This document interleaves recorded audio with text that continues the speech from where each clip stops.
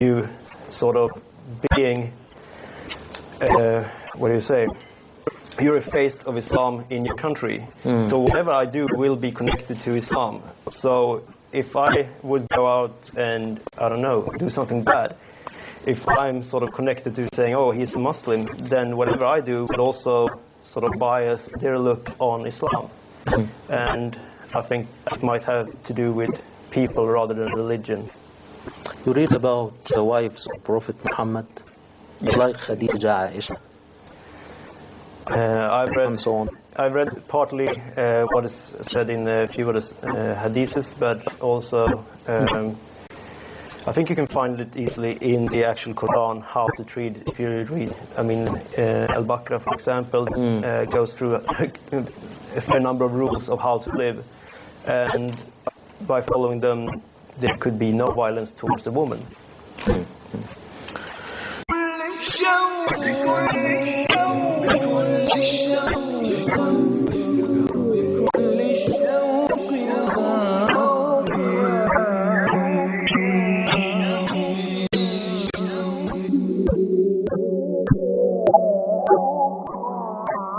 بكل الشوق في قلبي طرقت الباب يا ربي وفي شفتي ضراعات لقلب ذاب في جنبي لقلب ذاب في جنبي بكل الشوق في قلبي طرقت الباب يا ربي وفي شفتي ضراعات لقلب ذاب في جنبي لقلبي ذاب في جنبي دعاء في تألقه ضياء غير ذي لهب دعاء في تألقه ضياء غير ذي لهب يسيل الطهر في دمعي ليغسل سطور ذنبي. In your opinion, what is the complete meaning of Islam? The complete meaning of Islam for me would be that reading the Quran would give you instructions of how to live a good life and also let other people around you live a good life. But maybe more importantly, it's also instructions of how you can earn a good life in the afterlife. And it's depending on how you look at it. I mean, it's important by any means how you look at the Quran and the message of Allah. You need to be having a good life here and stay through the instructions. And by doing that, you at the same time give yourself a good life, you give your family, your friends, everyone around you a good life, and you also earn your place in the heavens.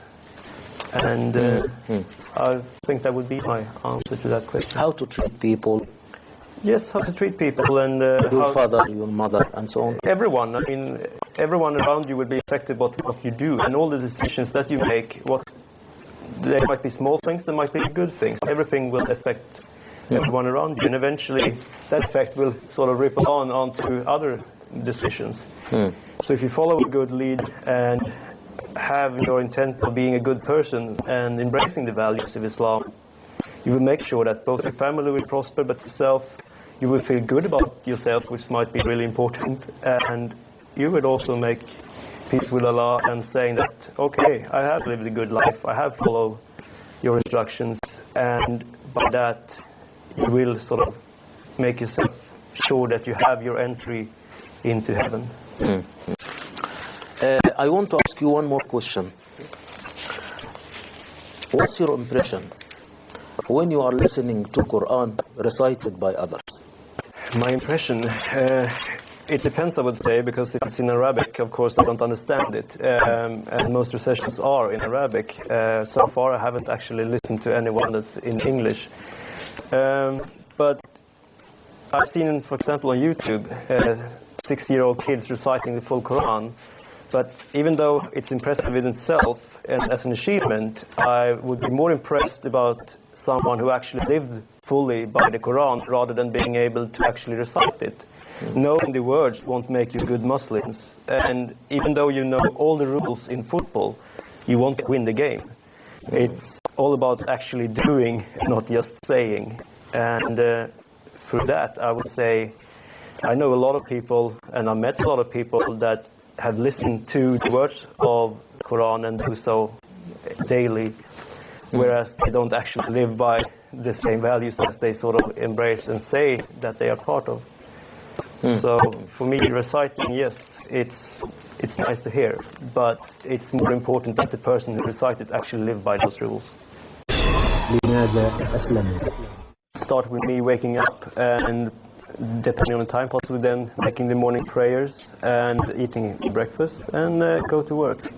I work as a game programmer in Sweden, which is a country that is not a Muslim country. So depending on our schedule, which can be possibly quite a lot of meetings, I have to reschedule or change the time of prayers accordingly.